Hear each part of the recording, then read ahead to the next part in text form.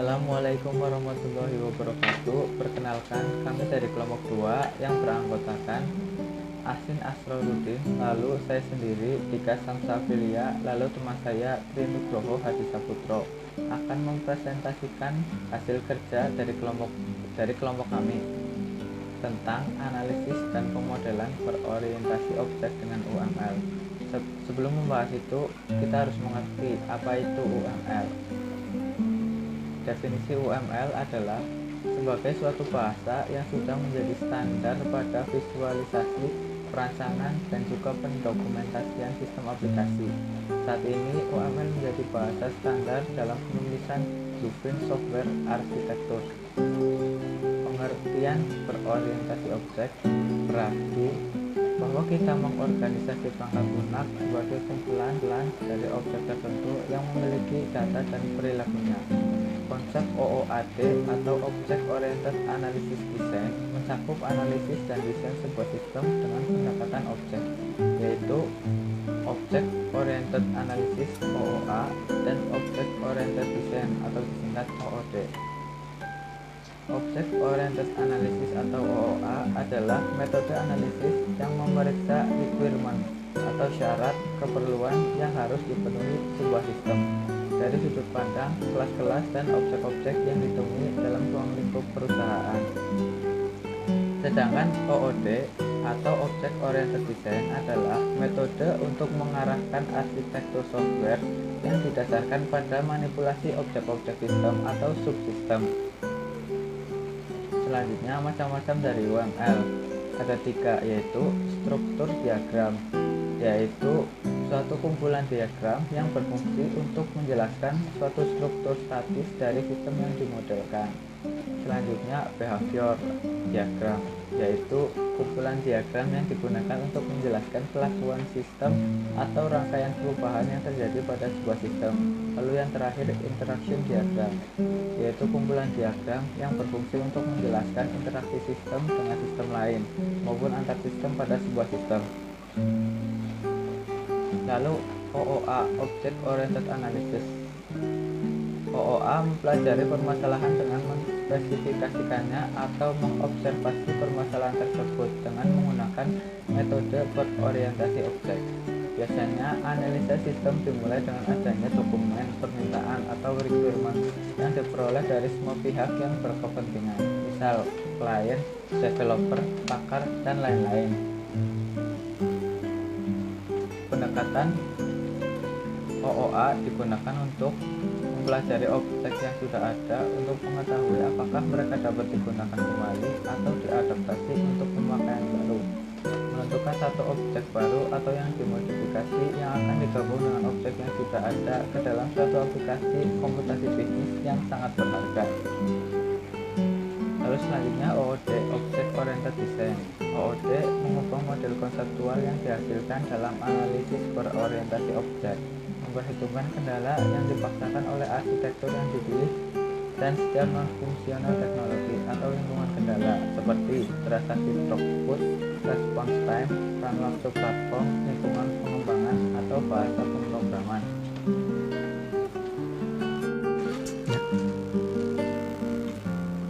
Yang selanjutnya yaitu karakteristik dari objek.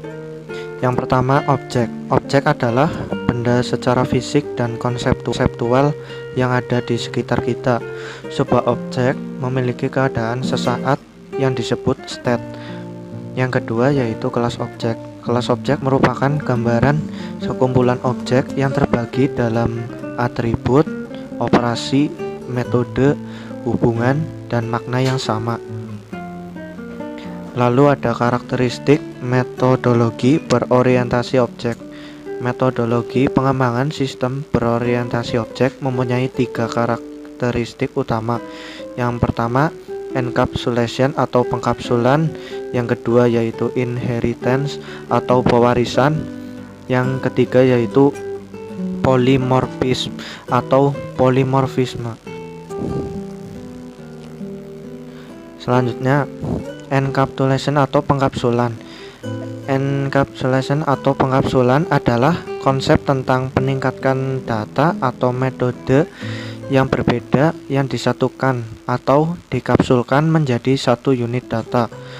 Encapsulation dapat mempermudah dalam pembacaan kode karena informasi yang disajikan tidak perlu dibaca secara rinci dan sudah merupakan suatu kesatuan. Encapsulation juga sering digunakan karena terdapat fitur information hiding mechanism.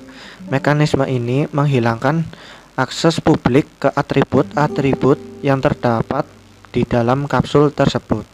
Metode ini memudahkan Anda dalam mendefinisikan atribut apa saja yang dapat dibaca dan diperbarui.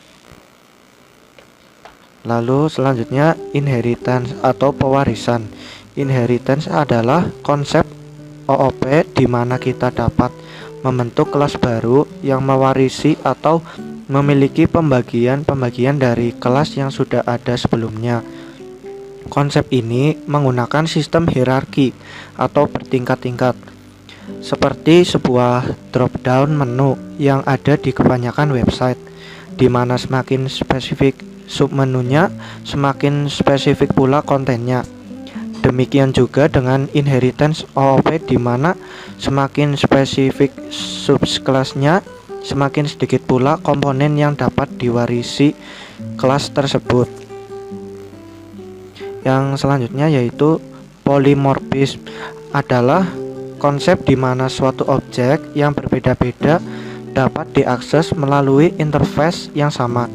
Sebuah objek yang polimorfis dapat beradaptasi dengan metode apapun yang diimplementasikan pada objek tersebut, dan setiap kelas memiliki interpretasi tersendiri terhadap interface-nya. Yang selanjutnya adalah ada dua jenis polimorfisme, yaitu static polimorfisme dan dynamic polimorfisme. Nomor 1, static polimorfisme yang umum digunakan adalah method overloading. Method overloading mengizinkan kalian untuk menerapkan beberapa implementasi metode yang berbeda dalam kelas yang sama, namun dengan parameter yang berbeda-beda. Nomor 2, dalam dynamic polymorphism, sebuah subclass dapat menimpa metode dari superkelasnya.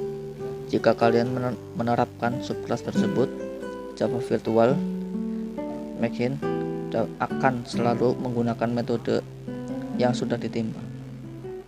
Teknik analisis berorientasi objek merupakan alat terbaik yang dapat digunakan untuk sebuah proyek yang akan mengimplementasikan sistem yang menggunakan teknologi objek atau membangun, mengelola, dan merakit objek-objek itu menjadi aplikasi komputer yang berguna. Teknik yang terkenal. Nomor 1, metode BOOTS dari Grady BOOTS. Nomor 2, Object Modeling Technique dari James Grunberg. Nomor 3, Object Oriented Software Engineer dari Ivar Jacobson. Mereka bertiga sepakat bergabung dan membuat sebuah bahasa pemodelan objek standar, yaitu UML. Pemodelan berorientasi objek. Nomor 1, bertitik berat pada metode analisis dan desain sistem yang menggunakan konsep berorientasi objek. Nomor 2, pemodelan ini pada umumnya adalah langkah awal pada pembangunan sebuah sistem sebelum dilakukan implementasi pembangunan, tidak terkecuali pada sistem komputer.